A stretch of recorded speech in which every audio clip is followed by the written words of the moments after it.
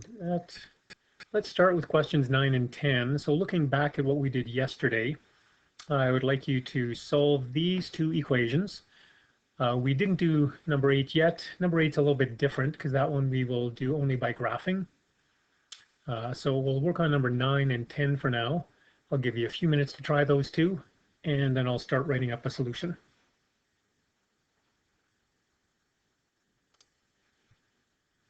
Okay, let me start going over these questions. First of all, question number 9. So this question, similar to what we did back in question 7,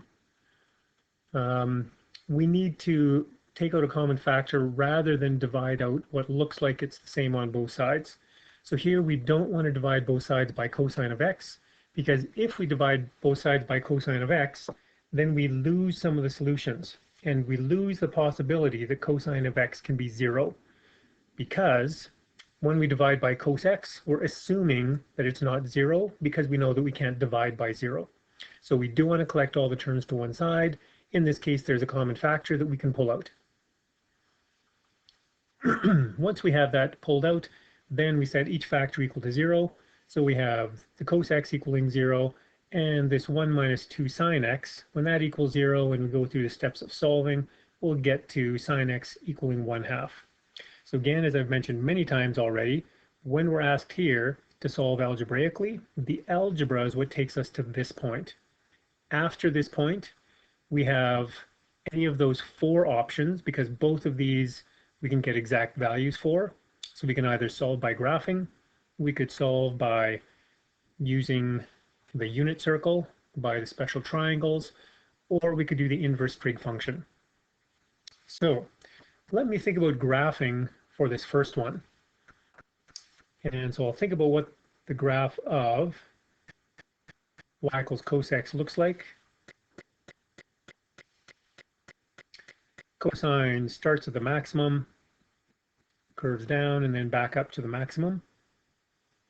And we're interested, where is it equal to 0? So that'd be at this point and that point. Looking at my domain, I'm between 0 and 2 pi. So here is a 2 pi. That's pi, so this is going to be a pi by 2 here. So let me just write the solutions underneath here. We could get x equaling pi by 2 or 3 pi by 2, which is this next point over here, that next x-intercept. So those would be our solutions between 0 and 2 pi for this part of the equation. Anyone have a question up to that point? Somebody in the chat is asking, how did I get rid of the second cosine? Well, I didn't get rid of it. What I did was I said, this cosine x and this cosine x, they're a common factor. So remember, when you pull out a common factor, that common factor just shows up once in front. Is that okay, or do you need a little more explanation? Unmuting and responding would be great.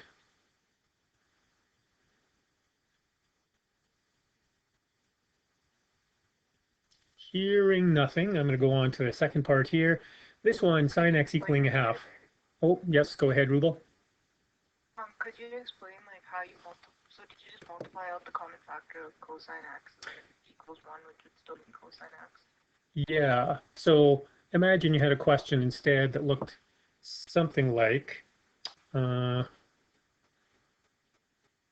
x minus 2x. So if we had this and we wanted to factor the x out, we'd only get one x in front, right? And then we'd have a 1 minus 2 if we were going to factor it. Typically, we wouldn't factor something like that. So suppose this was an x squared here, then we'd have an x left over here. Does that make sense, Rubel? Yeah, that makes sense. Thank you. Okay, you're welcome. So same idea up here. This cosine is that common factor. When we take it out, there's only one of them that shows up out in front. If we were to undo that by distributing back in, then we get 2 cosines again. All right, so coming back to this next part, here sine x equals 1/2. we've looked at that one so many times, I'm just going to jump right to the answer and say that x could be pi by 6 or 5 pi by 6. And again, you have any of those four methods for finding those solutions. So all of this here is the answer to part A of this question, where we're given this domain from 0 to 2 pi. For part B of the question, over all real numbers, we can take each of these and we can add them to 2k pi. But notice these two, the distance between these two zeros for the cosine function, that distance is pi radians. So the next one, if I want to find the next one up there, I'd go another pi. So I could combine these two together and say that for my general solution for part B, I could have x is equal to pi by 2 plus k times pi, right? So the distance between them is pi.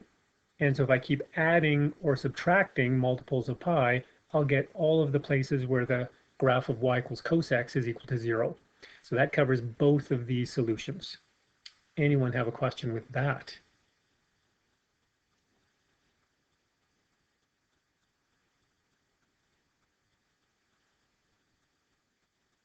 Okay, so then each of these two, those don't have an even distance. So I would have to add a 4 pi by 6, which is a 2 pi by 3, to get from this one to the next one.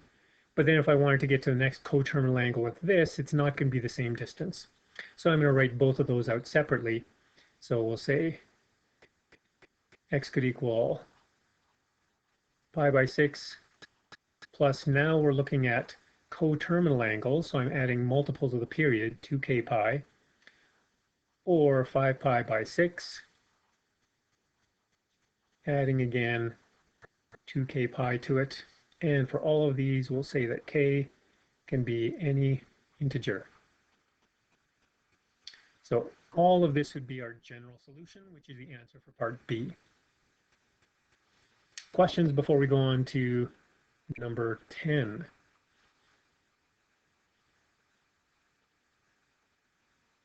So once again, reviewing how we got these two answers. Let me just come down to the bottom of the page. And let's just imagine unit circle, because I think lots of people are thinking unit circle. So if I do the unit circle, and I'm just going to look at the first quadrant for the moment, imagine we have the unit circle coming like this. And we have these horrible looking lines that are representing the 30-degree angle here. And then that would be the 45-degree angle, that would be the 60-degree angle. And as we kind of look at our points, this is 1 comma 0. So I'm going to go up from the 0, the y value would be 1/2 here, and that's the value for the sine function. So I know this is a 30-degree angle or a pi by 6. So that's how I'm getting the pi by 6. And then I need to think, oh, where do I also get this same positive y value? It's going to be over here in the second quadrant. And again, this is going to be a 30-degree angle or a pi by 6. So if I did, let's pick red, I went all the way around here, that would be pi. But I don't want this last pi by 6, so I'm going to subtract out the pi by 6. And again, as we've done before, get the common denominator. Pi is the same as 6 pi by 6 minus pi by 6 gives us that 5 pi by 6.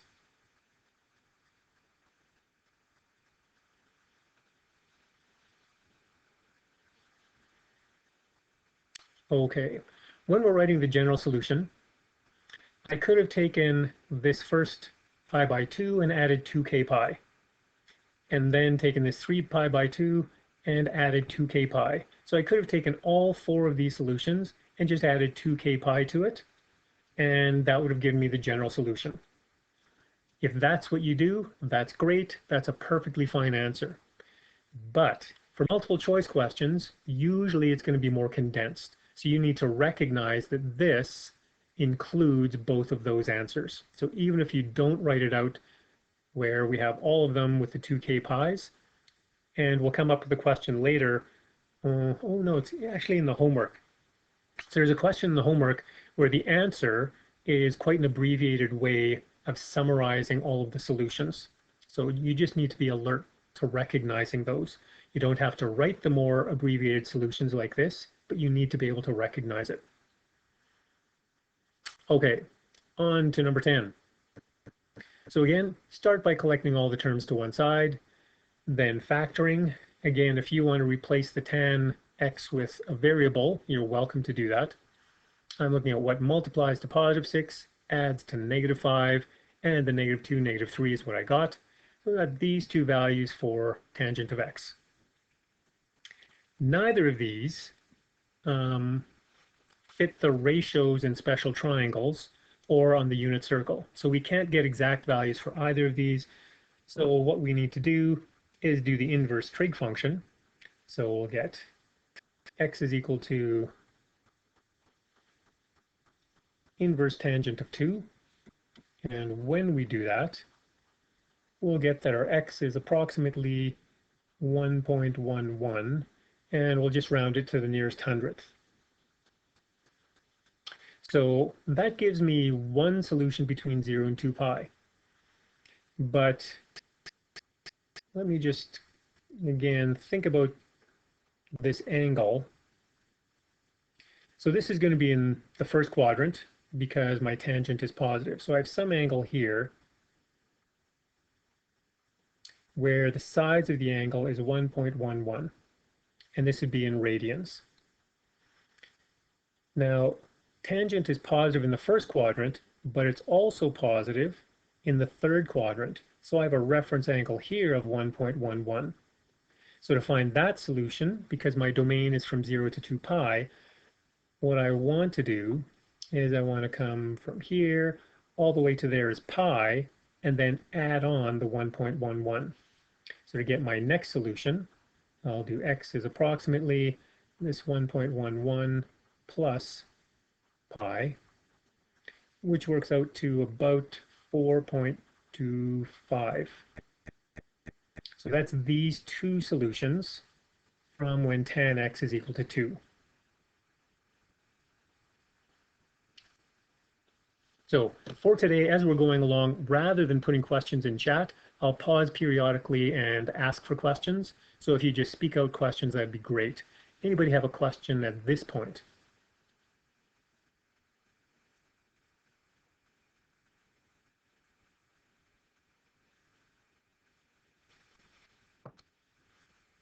Nope.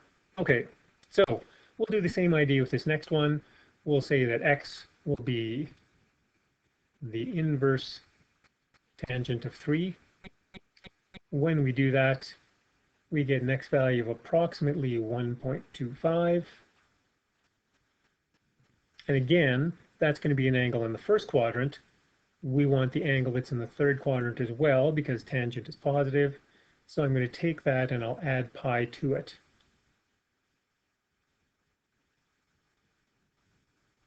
And I would do it with all the decimal places just in case there's any rounding issue that comes up.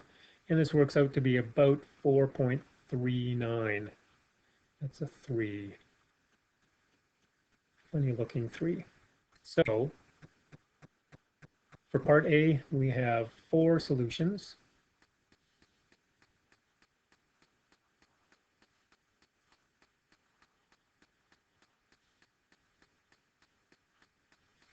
And there we go. For part B, again, the general solution. We could take each of these and add 2 pi's to it, 2k pi. But again, remember these two were pi apart. So if I was to look and start at this one, if I add pi, I get this one. If I add pi again, I get a coterminal angle there. Add pi again, I get this one. So I can just add multiples of pi to this first solution I had, and that'll include all the angles coterminal with that 4.25. So I'll say x could equal 1.11 plus k pi. And again, I'll say k is an integer. I'll just put it at the end here.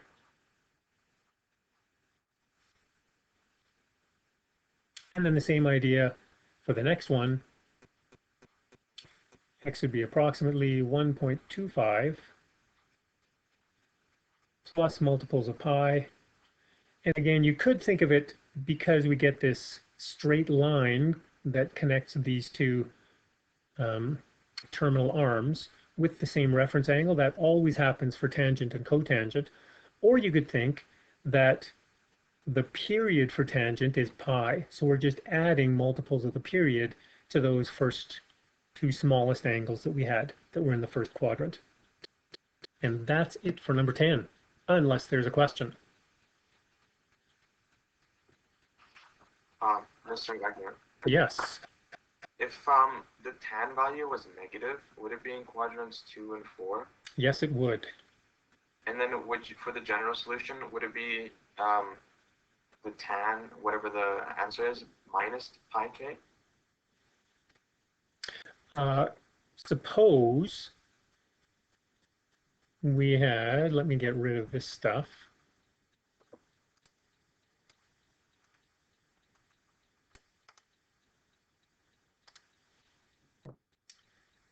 Okay, so suppose we had, instead, that we were doing the inverse tangent of -2. Then our calculator, actually, if we plugged the negative in here, then that would have given us a -1.11. What I've encouraged you to do is always do the positives. So that would have been the positive, and then we'd recognize that that's going to be in the second quadrant. So that's going to give me here a reference angle of 1.11. So yeah, in this case, to find my first value for x, I would do pi minus that 1.11. And that would give me this first solution. So I did that. Let's see.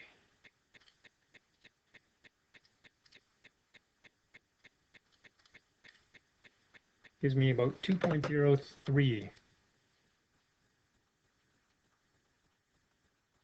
So that's the size of this angle here. And so then to find the general solution that would include this one, that should have been straight, I would again just add k pi to that. Rohan, does that answer your question? Yes. Good. Good question. Thank you. Any other questions? Mr. Wagner, Yes. on a test for short answer, if you were to just list all the solutions instead of writing the general formula, would it still be correct?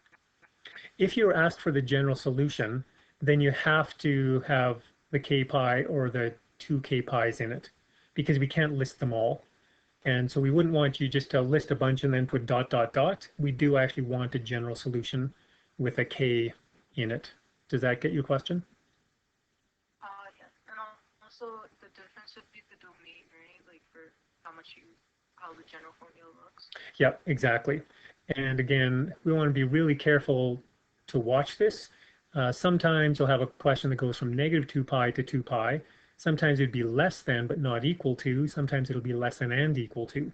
So just be really careful as you're looking at the domains that you're given. Mr. Wigner? Yes, Anis. So for Rohan's question, why would you subtract pi like each time? And why wouldn't you like add? Well, just to get this first answer, I subtracted pi, because as I started from here, if I went, red, there we go. If I go all the way around here, that takes me to pi, but I went too far. So I want to subtract off this reference angle, which is 1.11. So that's why I subtracted this off to get my first solution. Once I have my first solution, then I'm just adding pi to get this next one, another pi to come here, another pi to get there again. Okay, thanks. Okay, welcome.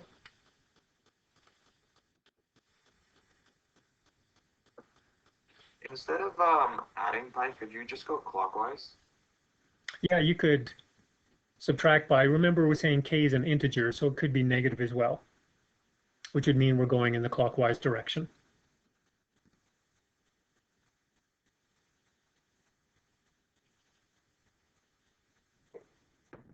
Okay, let's look back at question number 8. So question number 8, if we ever have a b value here that's not 1, then for this course, you can always solve it by graphing.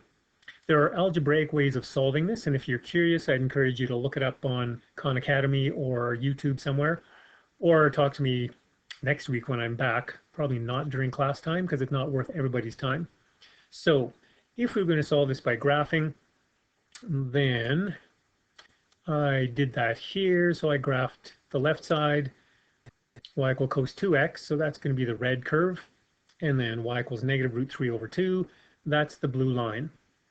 We wanted the solutions between 0 and 360, so 360 is there, and so that was my hint. I wanted to be in degrees, so I made sure my calculator was set up, or Desmos was set up in degrees, and then I got these solutions. So the solutions are going to be 75. Is this going to work? Maybe not. Let's try the pen.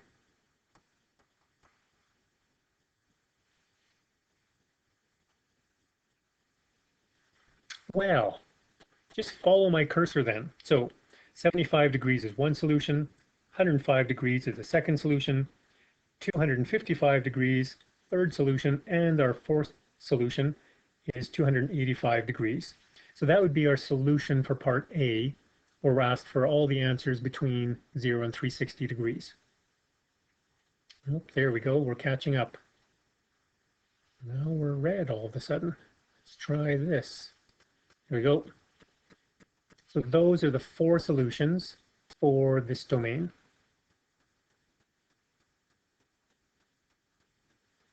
For part B, we want a general solution. And so as you look at the graph this time, notice that if I start at this point on the cosine curve, and then I go to the right, here at this point on the cosine curve, I'm one period ahead.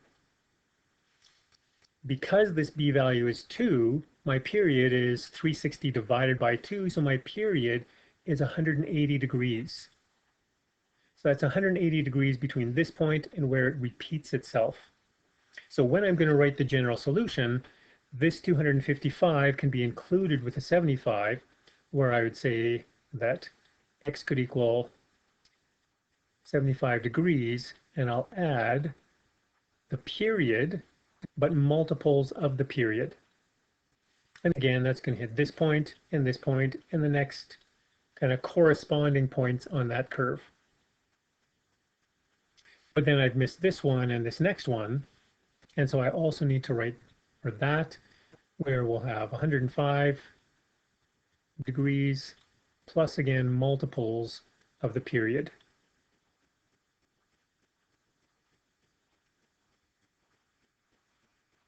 And again, always make sure you remember k isn't an element of k, it's an element of the integers.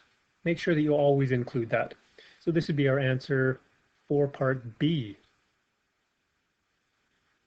Any questions with part B or A? Question number 8 at all?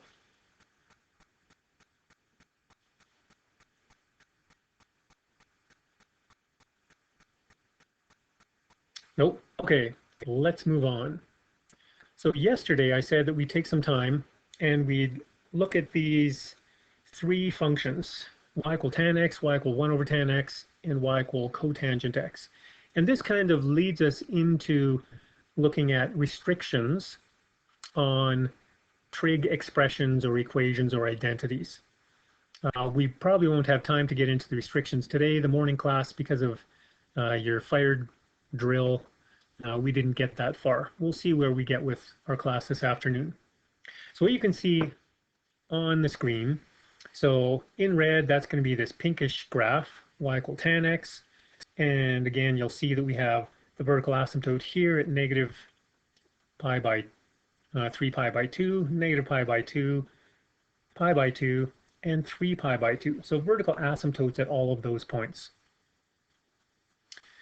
Now, that means that our function is not defined there. So when I look at 1 over tan theta, wherever tan theta is undefined, this function will also be undefined. But I'll also have some new places where it's undefined, because tangent theta is 0 in some locations. And if I'm dividing by tan theta, that means I'm dividing by 0, so that means I'm going to have a vertical asymptote. So anywhere that tangent originally had a 0, the 1 over tangent will have a vertical asymptote. So I'll have a vertical asymptote here and here.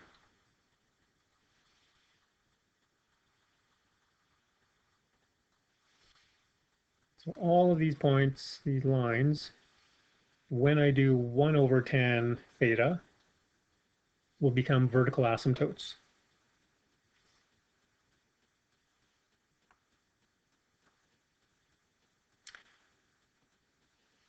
Where my function was 0, I'll have 1 over 0, so that's the vertical asymptote.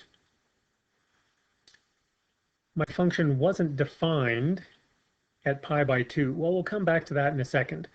So let's just think of where I have these orange lines going across. That's going to be for a y value of 1.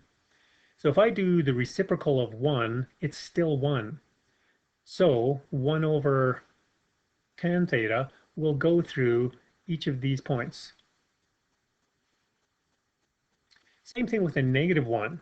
The reciprocal of negative 1 is still 1, so my graph needs to go through these points.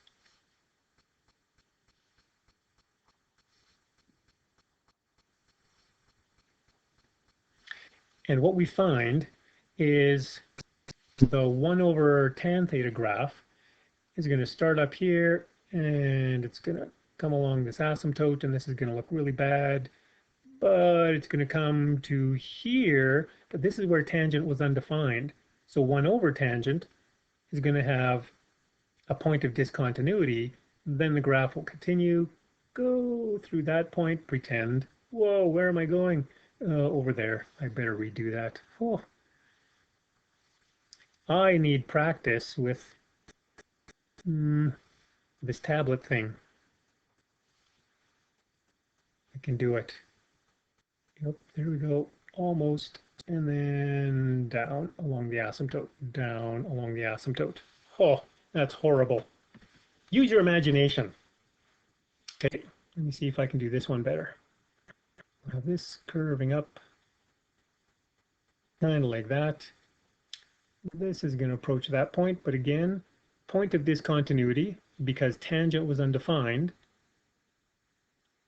And then this part that I'm having a hard time with. And then going down like that. I will stop there, but the graph keeps repeating itself. So it kind of looks like it's a horizontal reflection compared to tangent. It has vertical asymptotes, and it has points of discontinuity. So that would be this function. If I look at cotangent, well, we have that identity that actually tells us that cotangent is the same as 1 over tangent. Well, it's mostly the same.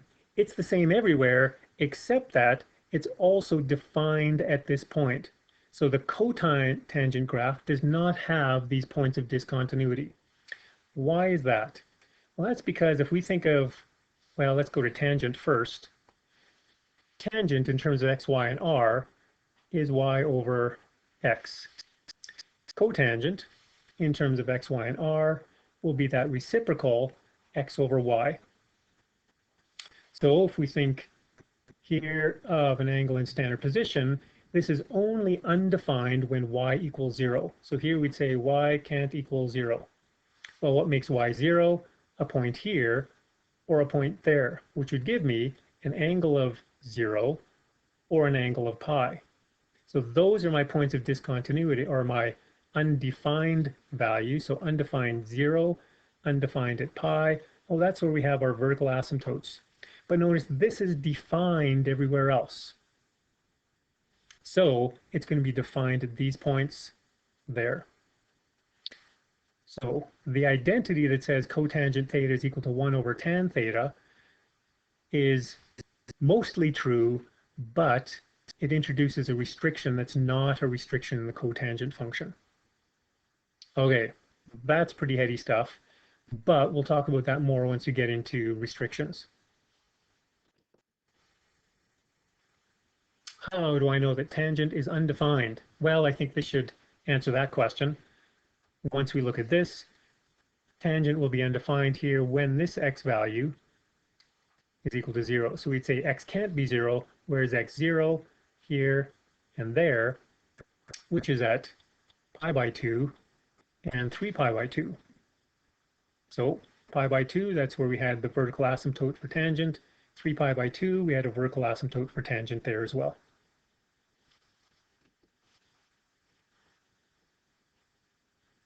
Okay. We got a question in the classroom, quick. Okay.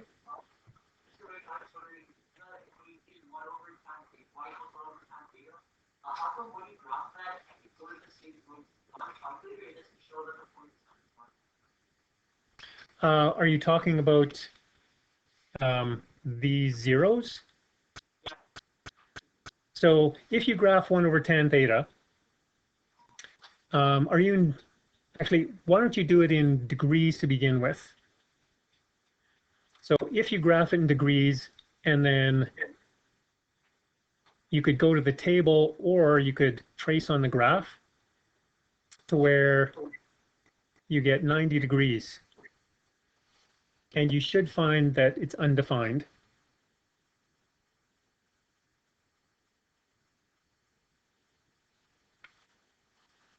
Let me just see if I can do that on Desmos.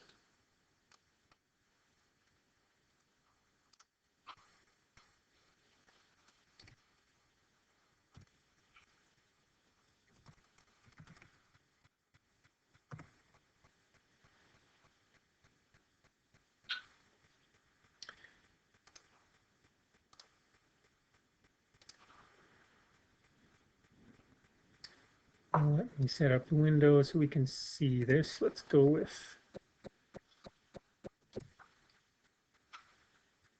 pi. So there you can see. So this is 1 over tan x. You can't see that part. But you see we have these vertical asymptotes at 0 and at pi. And if I trace along here, oh, it is giving me 0. It shouldn't be, because it should be undefined there. So I think what they're doing is they're making a correction.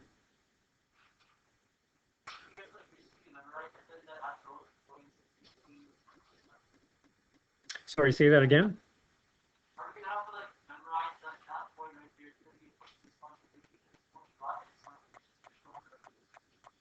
So you're not going to have to memorize that that's a point of discontinuity. What the issue is that it looks like it's a point of discontinuity when what you enter on your calculator is 1 over tan x. But what I want you to know is that it's not a point of discontinuity for cotangent x. So that's what we need to know.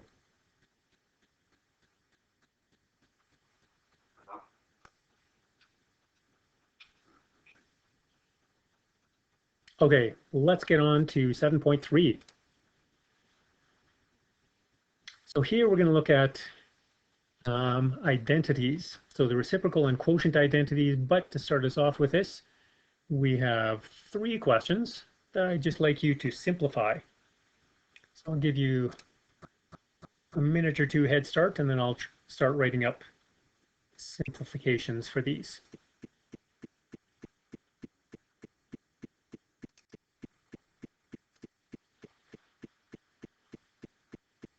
All right, question number 1, I just got a common denominator. And once I had that common denominator, I could add the numerators together. They're not like terms, so they stay separate, but they're all over that common denominator. So that's number 1. Number 2, in the numerator, I pulled out a common factor, and in the denominator, it was a difference of squares. So now as I look at my a minus b in the numerator, my b minus a in the denominator, I see, oh, well, they're the same but opposite signs. So instead of just factoring an a out here, I'm going to factor out a negative a in the numerator, and that'll change this to a minus a and a plus b, which is the same as b minus a. So now it's identical to this factor, so those can cancel out. and we would get a simplified answer of negative a over b plus a, or you could have written it as a plus b. So there's a simplified form for number 2.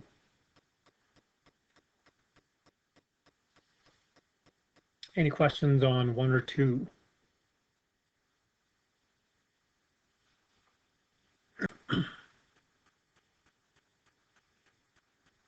All right, let's look at number 3. So I'm going to do this 2 ways. The first way is what I would guess that most of you probably did. And that would be getting a common denominator down here if I multiply this by c and divide it by c. So then these two terms I could combine together. So if I did that, I would have a all over b minus cd all over c. Now here I just want to point out you need to be really careful, because as I've written this, because this line is longer, it looks like this fraction is in the denominator. But if we were a little bit careless and we made this one look like this, then what I would think is that my numerator is a over b minus cd, but it's not. There's a difference. So make sure you're really careful when you have fractions over fractions, that you are going to extreme lengths to make it really obvious to me which is the numerator and which is the denominator, even if you make that super long, okay? Because I will take off marks for unclear communication, because I don't know that you actually know. You need to communicate to me that you understand. Okay, so then what we would do from here is, since we're dividing by this fraction, I could write it, the division, this way. So I'd have the b minus cd all over c, which is the same as multiplying the reciprocal.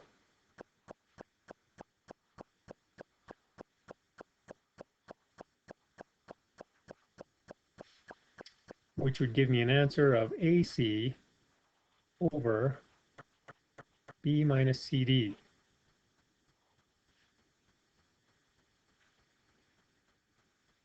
Okay, that's option 1. What I will often do in this chapter, because we're going to see quite a few situations where this is going to come up, is I'm going to take a different approach. So again, I'm going to rewrite this question, a over b over c minus d. And the strategy that I'm going to do is, because I have this fraction in the denominator, I want to get rid of that. So I'm going to multiply everything down here by c. If I do it to the denominator, I have to do it to the numerator as well. So the result will be, my numerator will be an a times c, and I just have a habit of putting them in alphabetical order. The order you write them doesn't matter. And then I'm going to distribute this c into the brackets.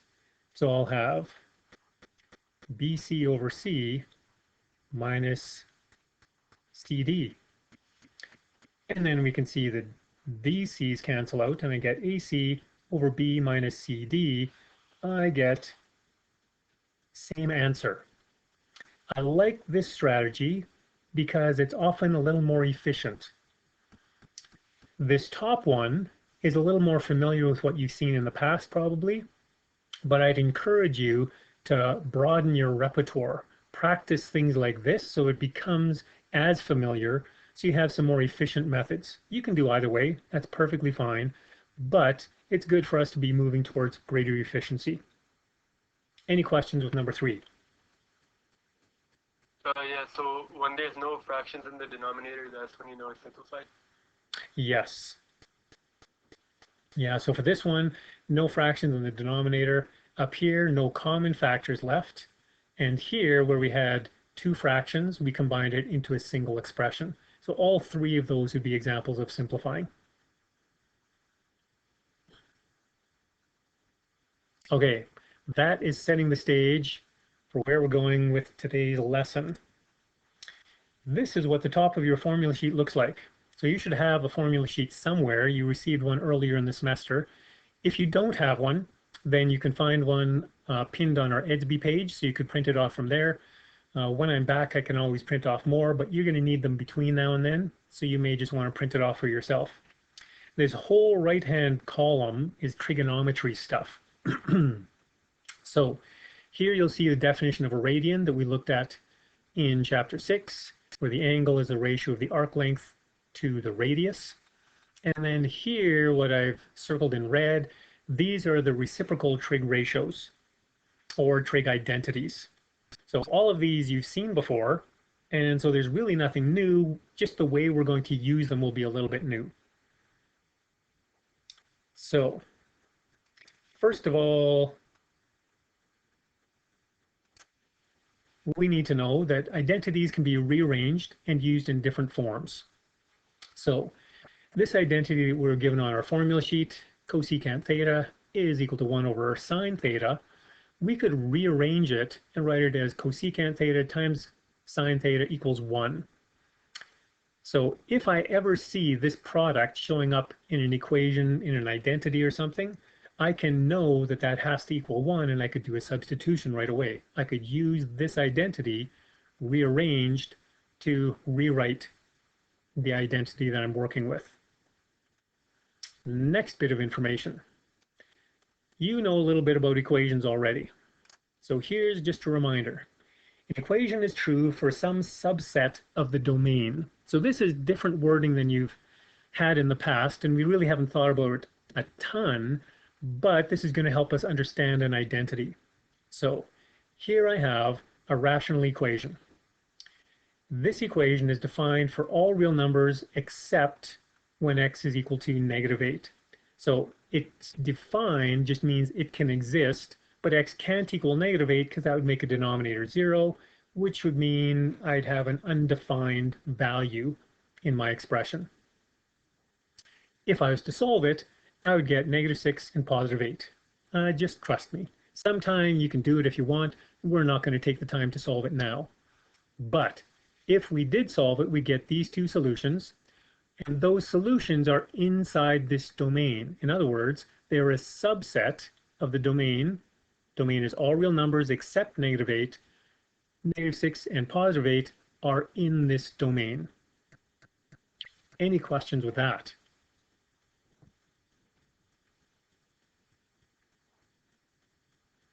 Nope. Okay. So that sets us up for an identity. An identity is true for all values in the domain. So notice the difference. Equation true for some subset of the domain. Here it was only these two values inside this huge domain. An identity is true for every single value that is in the domain. So here again we have a rational equation. If we were to go through and solve this, we would, well, why don't we solve it and see what we would get? So that first expression, I can factor a 2x out in the numerator, and I'll have an x plus 1. In the denominator, I can factor it x plus 1 times x minus 1. And on the right side, I have 2x over x minus 1. So on the left, these x plus 1s can cancel out, and I get 2x over x minus 1 equals 2x over x minus 1. Well, what values for x make this true? Well, I could multiply both sides by x minus 1, and I'd get 2x equals 2x. When is 2x equal to 2x? Always. All real numbers except where my original equation was undefined. So this is what an identity is. It's true for all possible values of the variable. And that's the difference between an identity and an equation. Equation has only a few solutions. It may have infinite solutions like our trig equations, but still it's a subset of the domain, whereas here it's all values in the domain for an identity. Okay, any questions with that? I expect this is semi-clear, and if it's semi-clear, that's good enough. This will become more clear as we get into restrictions later on.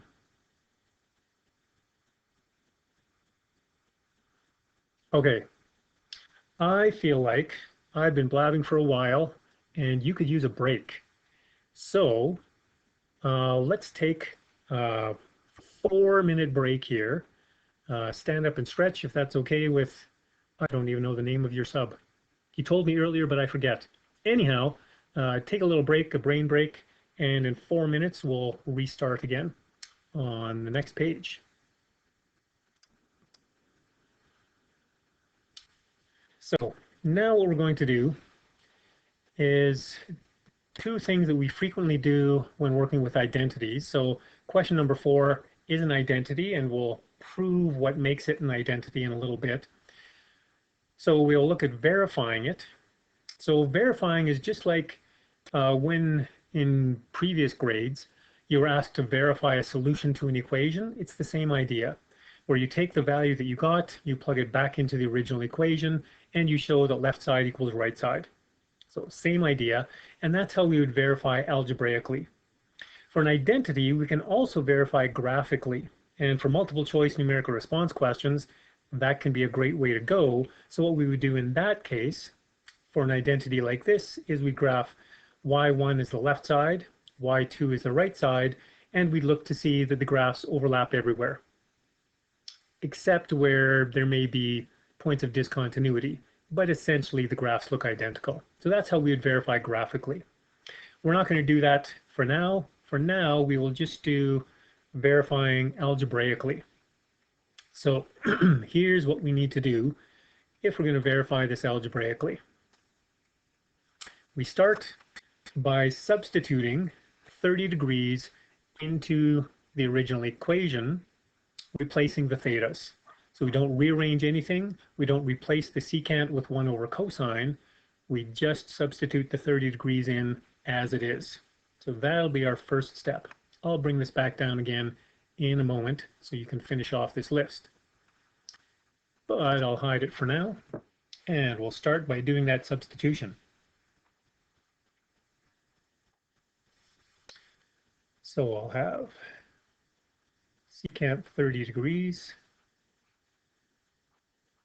1 plus cos 30 degrees equals 1 plus secant 30 degrees. There's step 1 in our process.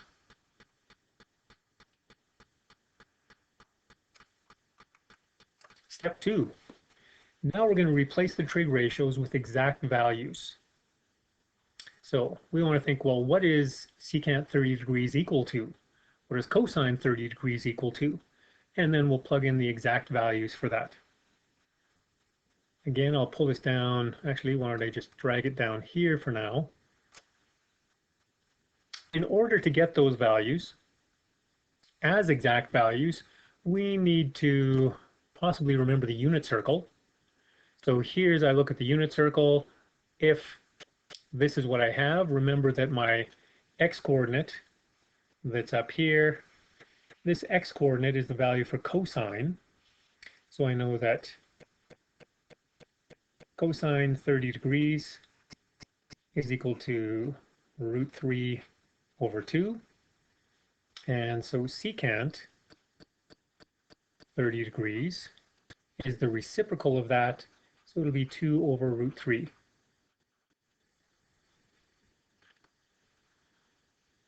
So if the unit circle isn't what you've memorized, but instead you've worked with special triangles, you do the same idea. So we'd have this angle there.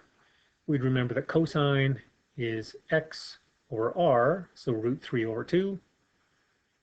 And that secant is r over x, so 2 over root 3. So you need to have one of these memorized, either the unit circle or the special triangle, so that we can get these exact values. So now we're going to take those and we'll substitute them into the equation. So secant 30 degrees, 2 over root 3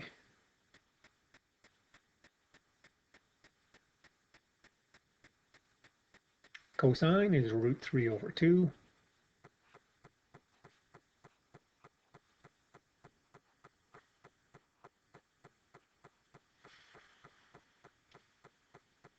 So there's the second step. Third step is to simplify each side or do some manipulating in order to get to a point where the two sides are identical.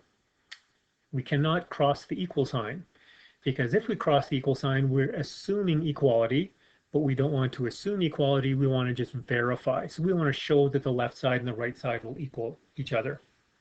And so just things that you've learned in the past. For simplifying, since I have this multiplied to a bracket, I can distribute that 2 over root 3 into the brackets. So that'll give us a 2 over root 3 plus 2 over root 3 times root 3 over 2. And my right side, 1 plus 2 over root 3.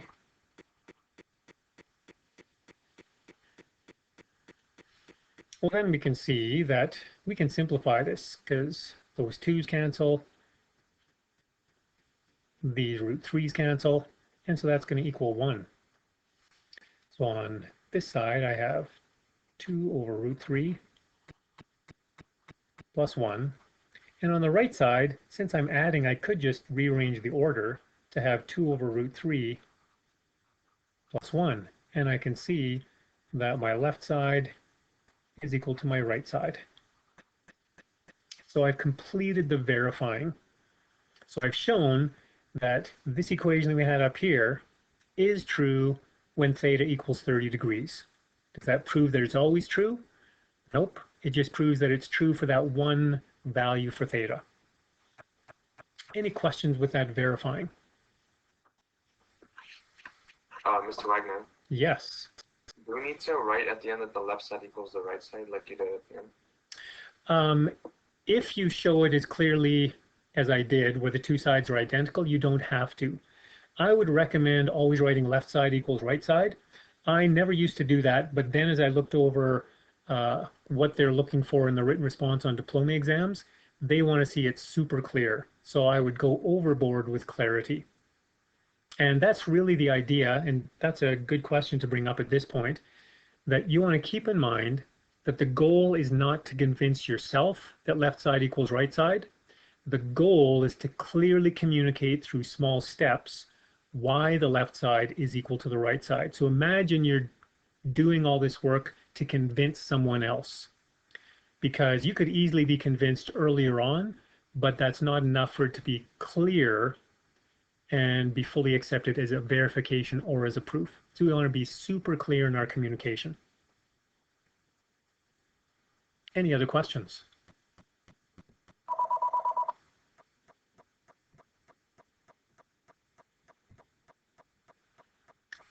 Okay, so that is part A, where we verified.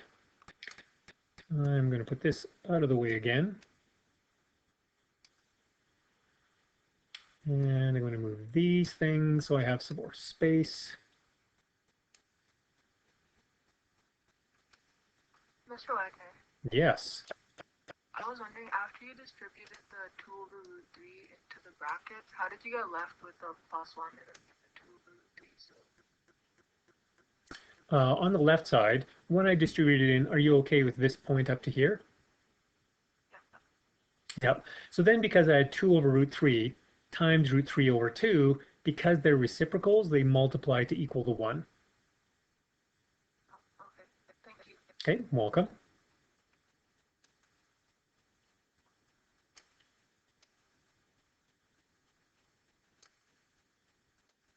So I'm going to move all this over to there. So that is part A. Part B, now we want to prove. So whenever we're going to prove an identity, what we want to do is we want to manipulate each side, again to a point where the two sides are identical, but now we leave the variable theta in. One tip for getting started is to rewrite everything in terms of sine and cosine. This will always work It's not always the most efficient way though. But if you're ever stumped in doing a proof, then this is a good way to start. Rewrite it in terms of sine and cosine. And as we look back at our formula sheet, over here, tangent we can write in terms of sine and cosine. Cotangent also. Secant, cosecant, and cotangent, all of those we can rewrite in terms of sines and cosines.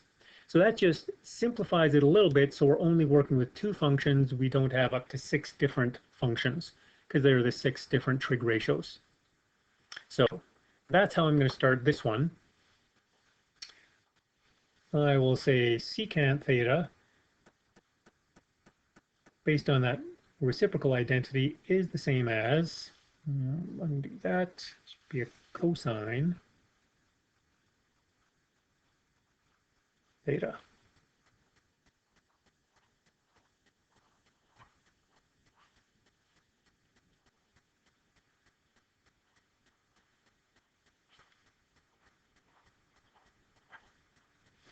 So I've replaced the secant thetas with 1 over cos thetas. And usually what I'll do is I'll pick the more complex side. So here the left side is more complex, I would think. And so I know that I could simplify this by distributing this 1 over cos theta into the brackets. So that's what I'll do as my next step. So when I do that, 1 over cos theta times 1 is 1 over cos theta. And then 1 over cos theta times theta will be cos theta over cos theta. And the right side I'll just leave as it is.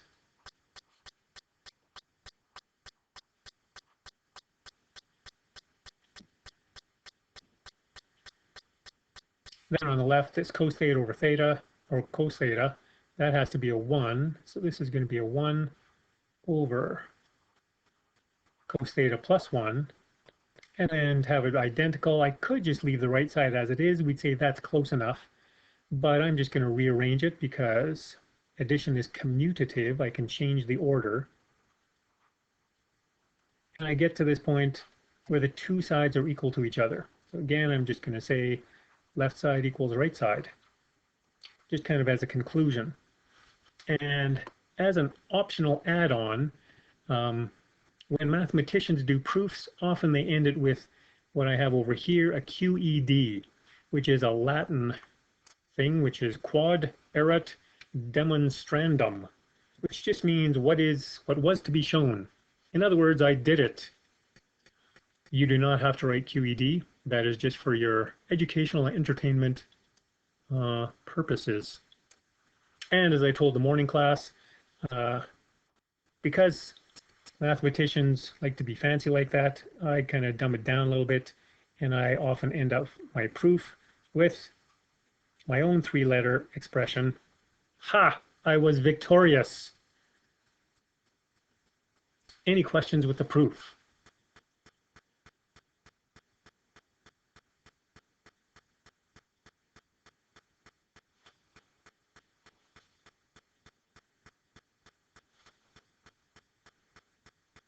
All right, seeing no questions, let's go on to another one. Once again, we're going to do those same 2 parts. And looking at the time, I think maybe I will give you a head start on verifying this one. So again, go through those 3 steps of verifying. First, substitute in 30 degrees for theta, and you'll always be told what value to substitute. So for these questions we're doing today, we're just going to use 30 degrees, but you could be asked to use some other special angle like 45 degrees or 60 degrees, or it could be in radians, pi by 4 or pi by 3, something like that. So go through those 3 steps as you work on this next question for verifying. I'll give you a minute head start, and then I'll start writing it up as well.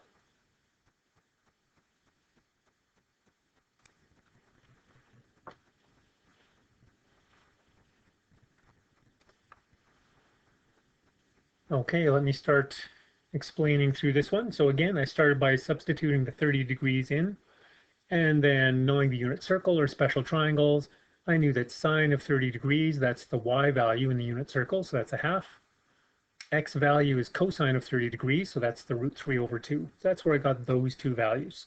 So again, either looking at the unit circle as we had here, which is really hard to see, or you could have used the special triangles like we have there, and again, cotangent, is that what the right-hand side was? Yes, x over y, so root 3 over 1 from that special triangle.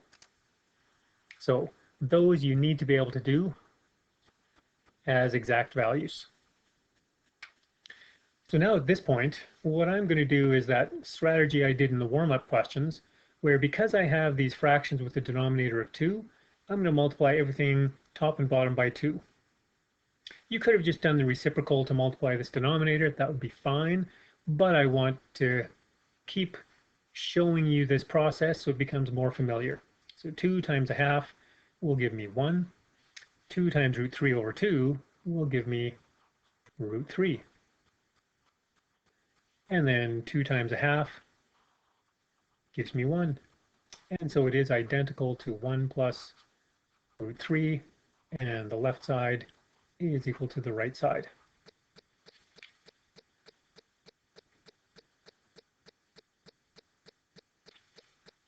Anyone have a question? When you're multiplying the 2 into the fractions, how come you don't have to multiply on the other side of the equal sign?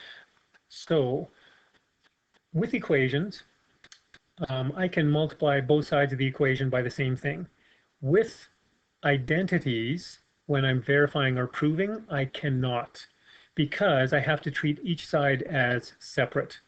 So I imagine that this blue part here is just an expression, and I pretend this equals other stuff doesn't even exist. So then I think, how do I simplify an expression like this?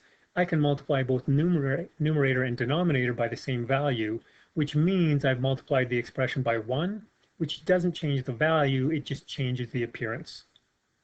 Is that good, Rubel? Yeah, that's good. Okay. Was there a question in the classroom? Same question. Okay, good. Okay, once again, I will move this to the side. That was part A. Part B is doing the proof.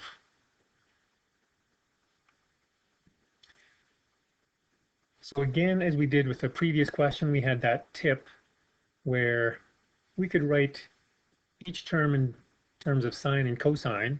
So here on the left, we already have that. So I'll just rewrite it as it is. Sine theta plus cos theta all over sine theta.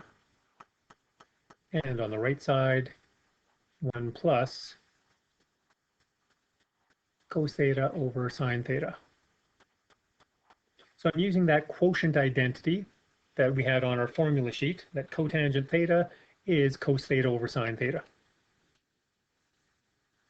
So now we look at these two sides, and we could work with either side or both sides. We just need to get to a point where they look identical. What I'm going to do is this side where I have two different terms, this, if we were going to simplify it, we would want a common denominator.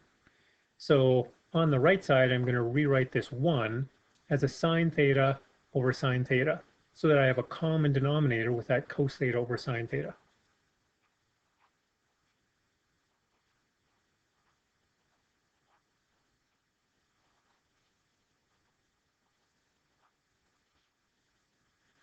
Now that I have this common denominator, I could just add the numerators together.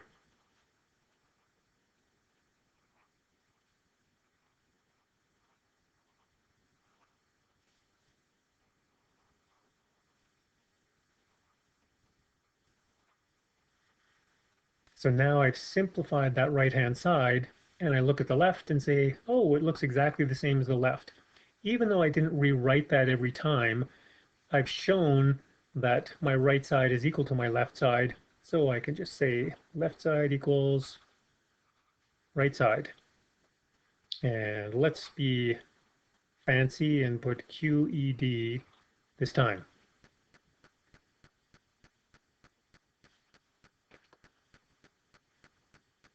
All right. Any questions with the proof?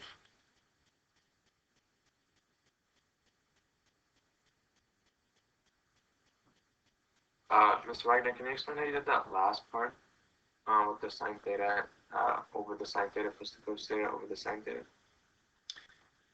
Yeah, so at this point, because these two denominators are the same, it's kind of like if I had 2 halves plus 3 halves, then this is the same as 2 plus 3 all over that common denominator of 2, right? So I'm just combining the numerators together over that common denominator. Does that make sense, Rohan? Yeah. And does that answer your question? Yeah. Is this? Did you do that for the left side or the right side? I did that on the right side. Now, when we're doing proofs, there's usually more than one way to do it. We could have worked with the left side. So what I could have done is I could have taken this side. I don't have to do both this and what I'm about to do, but I could have done this as an option. I could have rewritten this, breaking it down into two separate fractions as sine theta over sine theta plus cos theta over sine theta. So in earlier grades, that's what you did. If you were going to divide an expression up there by this one term, I could divide each of them separately by this term. So that's what I did here. Then I could have simplified, and the sine theta over sine theta would give me the 1, and then I would have had the cos theta over sine theta. So I could have worked with this side and have accomplished the proof as well. There's usually more than one way to do a question. So that is as far as we're going to get for today. What I would ask you to do is before Monday's class, do question 6, and then on Monday we can start with question 6. And also you can start working on questions in the workbook. Now what we haven't done in this section yet is we haven't done any determining restrictions or non-permissible values. So where that comes up in the work text questions, just leave them for now, because we'll take Monday's class to finish off this part. Another thing we haven't done is we didn't look at solving equations. You can leave this if you like, or you could already do a few of these. Just if you have something like cosecant x, we can replace this with a 1 over sine x, and then solve the equation with just signs in it. So feel free to try some of these if you like, or just leave it for Monday. And that'll be it for today. Thank you for your time and your attention. One question from the classroom is, when is the test for this unit? The quiz for this unit, Mr. Sue and I are still in discussion. Originally, it was scheduled for next Friday, but because of today's delays with the fire alarm and me being quarantined, we will be moving it to the following Monday. So quiz for Chapter 7 is a week from next Monday. Thank you. Thank you. Have a good weekend, everyone.